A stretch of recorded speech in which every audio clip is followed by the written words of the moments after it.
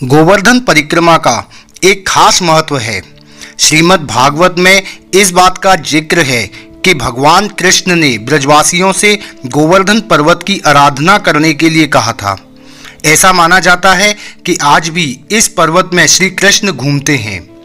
यहाँ परिक्रमा करने का मतलब है राधा और कृष्ण के दर्शन करना और उनका आशीर्वाद प्राप्त करना। उत्तर प्रदेश स्थित मथुरा वृंदावन में स्थित यह पर्वत कुछ 62 फीट ऊंचा है और कहते हैं जिसने इसकी परिक्रमा पूरी कर ली उस पर भगवान श्री कृष्ण की कृपा जरूर बरसती है। गोवर्धन पर्वत को गिरिराज पर्वत के नाम से भी जाना जाता है और क्योंकि इसे श्री कृष्ण ने अपनी छोटी उंगली में 7 दिनों तक उठा के रखा था, इसलिए ब्रजवासियों के लिए इसका महत्व और भी खास हो जाता है। इसी के उपलक्ष्य में गोवर्धन पूजा की शुरुआत हुई और दीपावली के अगले दिन भगवान कृष्ण को 56 तरह का भोग चढ़ाया जाता है। कहा जाता है कि गोवर्धन की परिक्रमा करने वालों की सभी मनोकामनाएं पूर्ण होती हैं। आज इस वीडियो के माध्यम से हम आपको गोवर्धन के बारे में संपूर्ण जानकारी देंगे। यह भी बताएंगे कि गोवर्धन की परिक्रमा करने से पहले किन विशेष बातों का ध्यान रखना चाहिए एवं गोवर्धन की परिक्रमा कितने किलोमीटर की है, गोवर्धन की परिक्रमा में कितने मंदिर आते हैं, कितने स्थान आते हैं, ये सभी जानकारी हम इस वीडियो के माध्यम से आपको देंगे। साथ ही मानसी गंगा का क्या महत्व है, मानसी गंगा कैसे प्रकट हुई, इस सब के बारे में संपूर्ण जानकारी देंगे। इस वीडियो में इस बात का हम आश्वासन दिलाते हैं मित्रों कि अगर आपने यह वीडियो पूरी देख ली तो गोवर्धन की फिर कोई और वीडियो देखने की आपको ज़रूरत नहीं पड़ेगी। तो चलिए दोस्तों स्टार्ट करते हैं। नमस्कार, मैं गोपाल चतुर्वेदी स्वागत करता हूं आपका एक और नई वीडियो में, जिसमें हम जानेंगे गोवर्धन के बारे में संपूर्ण जानकारी। पूर्णिमा की शुक्ल पक्ष की एकादशी पर सप्तकोशी के लाखों भक्त गिरिराज जी की परिक्रमा करते हैं। ऐसा माना जाता है कि ऐसा करने से भगवान श्री कृष्ण और राधा रानी का आशीर्वाद मिलता है। जो लोग यह परिक्रमा पूरी करते हैं उन्हें शांति मिलती है और उनकी सभी मनोकामनाएं पूर्ण होती हैं। यह परिक्रमा 21 किलोमीटर की यानी 7 माइल्स लंबी है। यह मानसी गंगा कुंड से शुरू होती है और भगवान हरिदेव की तीर्थ यात्रा करते हुए यात्रा राधा कुंड गांव की ओर जाती है। इस अत्यंत पवित्र तीर्थ यात्रा के रास्ते में कई महत्वपूर्ण पवित्र स्थलों के दर्शन भी होते हैं। इन सभी स्थलों के बारे में हम आपको डिटेल में अभी जानकारी देंगे आगे, जिसमें राधा कुंड, श्याम कुंड, दान घाटी मंदिर, मुखारबिंद, कुसुम सरोवर, रीना मोचना इत्यादि जगह शामिल हैं। अब जानते हैं दोस्तों कि परिक्रमा शुरू कब करनी चाहिए। तो वृंदावन से लगभग 1 घंटे की दूरी पर है यह स्थान। इस परिक्रमा को स्वच्छ होकर नंगे पैरों से करने की प्रथा है। आप इसे रात में भी शुरू कर सकते हैं ताकि सूरज निकलने से पहले आप इसे पूरा कर सकें और फिर आराम से दर्शन किए जा सके। ऐसा कहा जाता है कि इस परिक्रमा को शुरू करने से पहले मानसी गंगा में स्नान करना चाहिए और परिक्रमा करते समय आपका मन किसी भी बुरे विचार से मुक्त होना चाहिए। अब जानते हैं कि कैसे किया जाना चाहिए अनुष्ठान। गोवर्धन परिक्रमा को दूध के साथ किया जाए तो यह और भी पवित्र माना जाता है।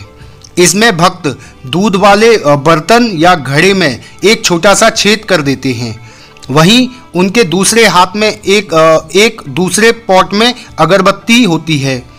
गोवर्धन पर्वत की इस पवित्र यात्रा के दौरान परिक्रमा कर रहे व्यक्ति के साथ एक परिवार का व्यक्ति जरूर होना चाहिए जो यह सुनिश्चित कर सके कि परिक्रमा समाप्त होने तक बर्तन से दूध खत्म ना हो।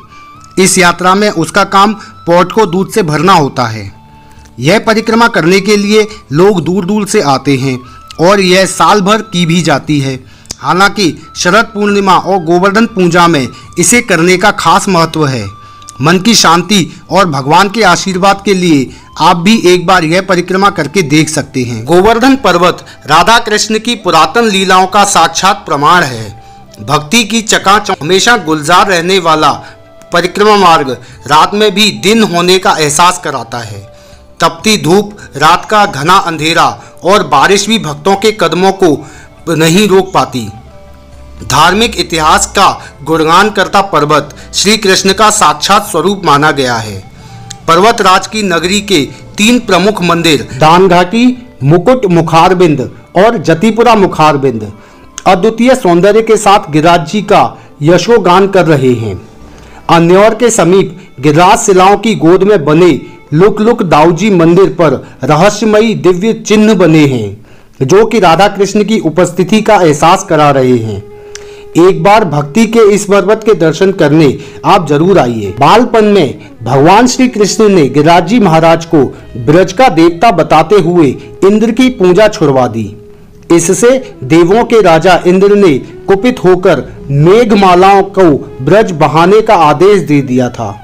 7 दिन और 7 रात तक मूसलाधार बारिश हुई, लेकिन भगवान श्री कृष्ण द्वारा गिरिराज पर्वत को अपनी उंगली पर धारण करके ब्रज को डूबने से बचा लिया। इंद्र कान्हा के शरणागत हो गए। उस समय इंद्र अपने साथ सुरभि गाय और ऐरावत हाथी और गोकर्ण घोड़ा साथ लाए। धार्मिक मान्यताओं के अनुसार द्वापर युग में जब भगवान श्री कृष्ण ने इंद्रदेव की जगह गिरिराज जी की पूजा कराई तो कुपित इंद्र ने 7 दिन और 7 रातों तक बारिश कराई। बाद में गुरु बृहस्पति के परामर्श पर इंद्र जाकर श्री कृष्ण की शरणागत हुए। इंद्र ने आकाश गंगा के जल से भी श्री कृष्ण का जलाभिषेक किया। अभिषेक के जल के साथ इस स्थान पर गोविंद कुंड बना। धार्मिक कथा के अनुसार भगवान श्री कृष्ण के आह्वान पर दीपावली के दिन गोवर्धन में गंगा प्रकट हुई। श्री कृष्ण के मन से प्रकट करने के कारण गंगा का नाम मानसी गंगा पड़ा। मान्यता है कि श्री कृष्ण द्वारा वृष रूप में आए राक्षस को मारने के पाप से बचने के लिए गंगा को प्रकट किया। यहाँ के घाटों का निर्माण जयपुर के नरेश राजा मानसिंह के पिता भगवान दास ने कराया। गोवर्धन वासी सांवरे की लीलाओं से सभी लोग भली भांति परिचित हैं। आज हम आपको श्री कृष्ण की किसी लीला के बारे में बताने नहीं जा रहे, बल्कि हम आपको गोवर्धन परिक्रमा के साक्षात दर्शन कराने जा रहे हैं। वही गोवर्धन पर्वत की परिक्रमा जिसके आसपास का क्षेत्र ब्रज भूमि कहलाता है, वही गोवर्धन पर्वत जिसे गिरिराज जी के नाम से जाना जाता है। गोवर्धन पर्वत के हर छोटे और बड़े पत्थर में श्री कृष्ण का वास है। ये पत्थर इतने पावन हैं कि ब्रज में हर जगह इन पवित्र पत्थरों की पूजा होती है। कान्हा द्वारा अपनी कनिष्ठ उंगली पर उठाई गई इस पर्वत पर लोगों का विश्वास इतना अडिग है कि यह बच्चा बच्चा आपको पत्थरों पर चरणों के चिन्ह, गोमाता और राधा कृष्ण की छवि तक दिखा देंगे। जैसा कि हमने पहले बताया था कि गोवर्धन की परिक्रमा 21 किलोमीटर की होती है, पर भक्त इस परिक्रमा को अपनी श्रद्धा अनुसार कर सकते हैं। यह परिक्रमा 2 तरीके से की जाती है, एक बड़ी परिक्रमा और एक छोटी परिक्रमा। जो भक्त बड़ी परिक्रमा करने में सक्षम नहीं हैं, वे छोटी परिक्रमा भी कर सकते हैं। लेकिन आपको बता दें कि दोनों ही परिक्रमा अपने आप में महत्वपूर्ण हैं और समान रूप का फल देती हैं। सबसे पहले हम बड़ी परिक्रमा के सफ़र पर आपको लेकर चलेंगे। तो यह परिक्रमा 12 किलोमीटर की होती है। इसमें सबसे पहला मंदिर आता है दान घाटी मंदिर। दान घाटी वह स्थान है जहां से गोवर्धन पर्वत की परिक्रमा का शुभारंभ होता है, जहां गिरिराज जी का दूध से अभिषेक किए जाने की परंपरा है। एक समय ऐसा था जब सुनसान सी दिखने वाली दान घाटी के बारे में कोई नहीं जानता था, पर आज यहाँ संपूर्ण ब्रह्मांड का वैभव दिखाई पड़ता है। इस पवित्र स्थली के बारे में हमारा धार्मिक इतिहास बहुत कुछ बखान करता है।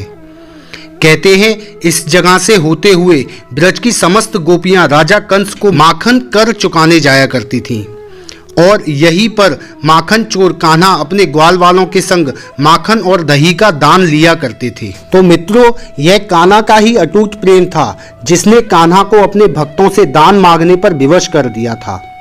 दान लिए जाने की इसी वजह के कारण इसे दान घाटी का नाम कौमुदी ग्रंथ में तो इस सुंदर लीला का वर्णन बहुत विस्तार से किया गया है। क्योंकि यहाँ कान्हा अपने बाल रूप में आते थे, इसलिए इस मंदिर में प्रभु को भोग स्वरूप माखन, मिश्री और दूध दिया जाता है। नंबर 2 पर आता है संकर्षण कुंड। इसमें परिक्रमा में आगे चलते हुए अब संकर्षण कुंड के दर्शन होते हैं, जिसके पास में ही दाऊ जी का एक बहुत प्राचीन मंदिर भी मौजूद है, जिसके बारे में ऐसी मान्यता है कि आज से 5000 वर्ष पहले भगवान श्री कृष्ण के प्रपौत्र वज्रनाभ ने दाऊ जी को विराजमान किया था। संकर्षण भगवान ही दाऊ जी हैं, जिन्हें हम बलराम या बलभद्र के नाम से भी जानते हैं। नंबर 3 पर है पूंछरी का लौठा। अब हमारे मार्ग में पड़ेगा पूंछरी का लौठा। नाम थोड़ा अजीब है, पर इसकी कहानी उतनी ही दिलचस्प है। पूंछरी का लोठा को भगवान श्री कृष्ण का सखा कहा जाता है। कहते हैं कि यहाँ पर जो भी व्यक्ति सच्ची श्रद्धा से गोवर्धन जी की परिक्रमा करने के लिए आता है, उसकी हर मनोकामना पूर्ण होती है। यह स्थान भले ही छोटा हो, पर इसका महत्व बहुत अधिक है। बंदरों से घिरे हुए इस स्थान के बारे में ऐसी मान्यता है कि यहाँ आने वाले हर भक्त को इस स्थान पर हाजिरी लगाना अनिवार्य है, नहीं तो परिक्रमा पूरी नहीं मानी जाती। नंबर 4 पर है श्रीनाथ जी मंदिर। समर्पण भाव को समेटे हुए जतिपुरा का श्रीनाथ जी मंदिर राधा कृष्ण के प्रेम की कहानी कहता है। यहाँ तक पहुँचने के लिए आपको गिरिराज जी की शिलाओं के ऊपर से जाना पड़ेगा, जहाँ प्रभु श्रीनाथ जी के शयन कक्ष में ही प्रेम गुफा का एक द्वार बना हुआ है। श्रीनाथ जी मंदिर में बनी यह गुफा 2 प्रदेशों की अमर प्रेम की कहानी को बखान करती है। मेवाड़ की अजब कुमारी के पिता की जब तबीयत खराब हुई तो वे अपने पिता के शीघ्र स्वस्थ होने की मनोकामना को लिए हुए गोवर्धन तक चली आईं। गोवर्धन पहुंचते ही श्रीनाथ जी को कुमारी ने निहारा और उन्हें मन ही मन अपना पति स्वीकार कर लिया। उन्होंने मीरा की भांति ही श्री कृष्ण की आराधना और सेवा में लीन हो गईं। अपने भक्त की भक्ति को देख श्री कृष्ण प्रसन्न हो उठे और कुमारी को अपने विराट दर्शन दिए। कुमारी ने प्रभु से नाथ द्वारा चलकर अपने बीमार पिता को दर्शन देने का आग्रह किया, परंतु श्री कृष्ण तो ब्रजवासियों के प्रेम से बधे हुए थे, इसलिए उन्होंने ब्रज से बाहर जाने से मना कर दिया। पर भक्त के वशीभूत भगवान कृष्ण ने रोजाना सोने के लिए ब्रज में आने की शर्त पर अजब कुमारी का आग्रह स्वीकार कर लिया। जब से मान्यता है, इस गुफा के रास्ते प्रभु श्री कृष्ण श्रीनाथ चले जाते हैं और नैनों में नींद भरते ही वापस गोवर्धन में लौट आते हैं। नंबर 5 पर है इंद्र मानभंग। ये वह स्थान है जहां पर देवराज इंद्र अपने ऐरावत हाथी के साथ उतरे थे, और जैसा कि उनके नाम से प्रतीत होता है, यह वही स्थान है जहां पर इंद्रदेव का मान भंग हुआ था। आपको जानकर हैरानी होगी कि यहाँ पर ऐरावत हाथी के पद चिन्ह अभी भी दिखाई देते हैं। आप इन चिन्हों को मान भंग करने वाले मंदिर के निकट देख सकते हैं। नंबर 6 पर है जतिपुरा मुखारबिंद। गोवर्धन की परिक्रमा के अगले पड़ाव में दर्शनीय स्थल जतिपुरा है, जिसके बारे में ऐसी मान्यता है कि भगवान कृष्ण का मुख होने का यहाँ आभास होता है। जतिपुरा पहुंचकर श्रद्धालु प्रसाद अर्पण करते हैं, क्योंकि परिक्रमा के दौरान इस मंदिर के प्रसाद का बहुत महत्व बताया गया है। यहाँ पर आपको भगवान गिरिराज जी के मुखार बिंदु में श्री कृष्ण और उनके बड़े भाई बलराम के मुख के दर्शन होते हैं, इसलिए यहाँ पर 56 भोग लगाए जाने की परंपरा है। अब गोवर्धन पर्वत की छोटी परिक्रमा को प्रारंभ करते हैं, लेकिन परिक्रमा को प्रारंभ करने से पहले आपसे निवेदन है दोस्तों कि हमारे चैनल ब्रज आस्था को सब्सक्राइब कर लें, ताकि इसी तरह की अपडेट आप तक पहुंचती रहें। गोवर्धन पर्वत की छोटी परिक्रमा 9 किलोमीटर जतिपुरा मुखारबिंद के बाद यह छोटी परिक्रमा शुरू हो जाती है। हमारे इस छोटी परिक्रमा के पड़ाव में सबसे पहले लक्ष्मी नारायण का मंदिर आता है। लक्ष्मी नारायण मंदिर गोवर्धन कोई मनोकामना पूर्ण होने पर या किसी मनोकामना को लेकर दूध की परिक्रमा शुरू इसी लक्ष्मी नारायण मंदिर से की जाती है। मंदिर में विराजमान लक्ष्मी नारायण देवता धन, सुख, समृद्धि के प्रतीक माने जाते हैं। गोवर्धन पर्वत परिक्रमा के लिए आने वाले तथा दूध की धार की परिक्रमा लगाने वाले सभी भक्त परिक्रमा से पहले लक्ष्मी नारायण मंदिर की पूजा जरूर करते हैं। नंबर 2 पर है उद्धव कुंड। छोटी परिक्रमा मार्ग में दूसरा स्थान आता है उद्धव कुंड। उद्धव कुंड वह है जो गोवर्धन के बिल्कुल पश्चिम में परिक्रमा मार्ग पर दाईं तरफ स्थित है। हमारे पुराणों में इस कुंड का वर्णन बहुत अच्छे से किया गया है। धार्मिक मान्यता के अनुसार उद्धव जी ने द्वारका के महर्षियों को इसी स्थान पर सांत्वना दी थी। नंबर 3 पर है राधा कुंड। अब इस छोटी परिक्रमा में अगले पड़ाव में राधा कुंड आता है। इस राधा कुंड गोवर्धन की कहानी श्री कृष्ण के गोचरण करने से संबंधित है। अब आप सोच रहे होंगे कि भला राधा कुंड का गोचरण से क्या संबंध। तो हम आपको बता दें कि गोवर्धन में ही कान्हा गाय चराने आया करते थे। जब अरिष्टासुर को ज्ञात हुआ कि कान्हा यहाँ पर गाय चराने के लिए आते हैं तो वह बछड़े का रूप धर के उनकी गायों में शामिल हो गया। बछड़े के भेष में आया अरिष्टासुर जब श्री कृष्ण पर हमला करने के लिए आगे बढ़ा तो उन्होंने उस बछड़े रूपी असुर का वध कर दिया। वध करने के बाद राधा रानी ने श्री कृष्ण से कहा कि आपने बछड़े का वध किया है, इसलिए आप पर गौ हत्या का पाप लगेगा। राधा रानी के मुख से यह वचन सुन श्री कृष्ण ने अपनी बांसुरी से एक कुंड खोदा और उसमें स्नान भी किया। तभी से इस स्थान को राधा कुंड के नाम से जाना जाने लगा। मान्यता है कि सप्तमी की रात्रि को पुष्य नक्षत्र में रात्रि 12 बजे राधा कुंड में स्नान किया जाता है। स्नान के बाद सुहागिनें अपने केश खोलकर श्री राधा रानी से पुत्र प्राप्ति की कामना करती हैं। इस राधा कुंड की खासियत यह है कि यहाँ का पानी 7 रंगों में बदलता है और कभी तो दूध जैसा तो कभी सफ़ेद दिखाई देता है। नंबर 4 पर है श्याम कुंड। अब राधा कुंड के बाद श्याम कुंड के दर्शन होते हैं। यह तो शाश्वत सत्य है, जहाँ राधा वहाँ कृष्ण। इसी प्रकार जहाँ पर राधा कुंड होगा वहाँ श्याम कुंड होना तो अनिवार्य है। जब श्री कृष्ण ने गोहत्या के पाप से मुक्ति होने के लिए अपनी बांसुरी से कुंड खोदा और उसमें स्नान किया था तो राधा जी ने भी अपने कंगन से एक कुंड खोद लिया, जिसे श्याम कुंड कहा जाता है।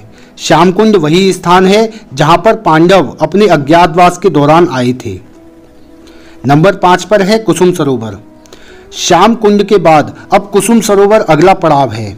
यह मथुरा में गोवर्धन से 2 किलोमीटर की दूरी पर स्थित है।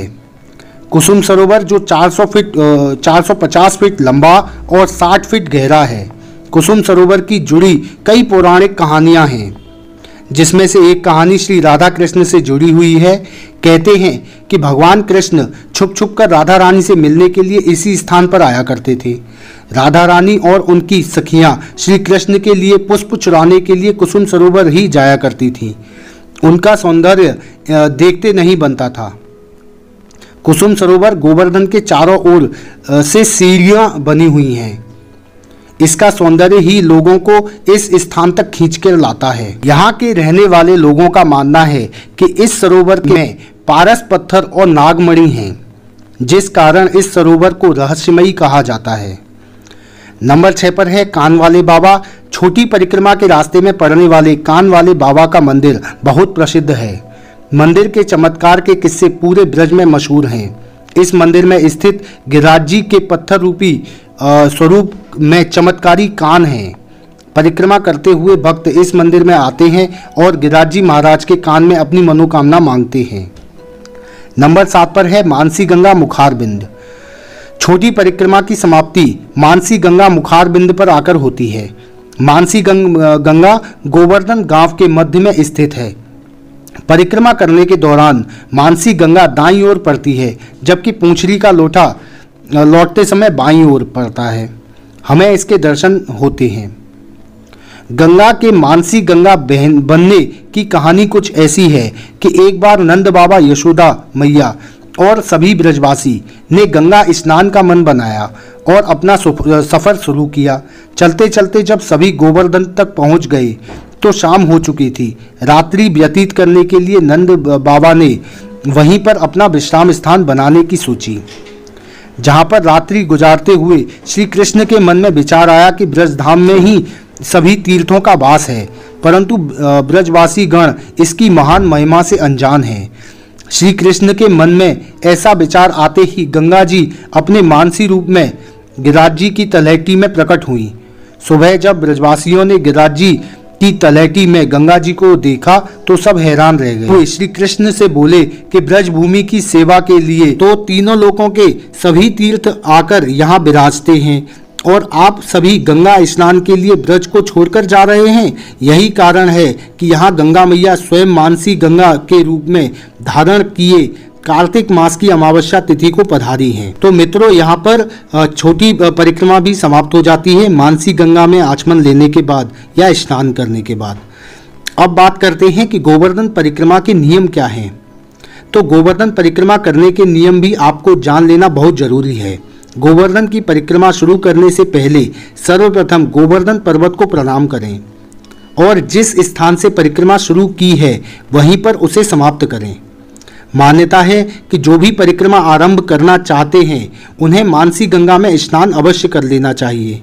साथ ही यह भी ध्यान रखें कि परिक्रमा को बीच में कभी अधूरा न छोड़ें। तो दोस्तों, यह थी हमारी गोवर्धन पर्वत की छोटी और बड़ी परिक्रमा के ही से जुड़ी धार्मिक मान्यताओं की कहानी। तो मित्रों, अगर वीडियो पसंद आई हो तो हमारे चैनल ब्रज आस्था को सब्सक्राइब अवश्य कर लें ताकि इसी तरह की धार्मिक नॉलेजेबल वीडियो आप तक पहुंचती रहे। साथ ही दोस्तों, अपने मित्रों, अपने साथियों के साथ में शेयर भी करें जिससे और लोग भी इस वीडियो का ज्ञान प्राप्त कर सकें। इस वीडियो में फिलहाल इतना ही मित्रों, फिर मिलेंगे अगली वीडियो में। तब तक के लिए जय श्री कृष्णा, जय श्री राधे, नमस्कार।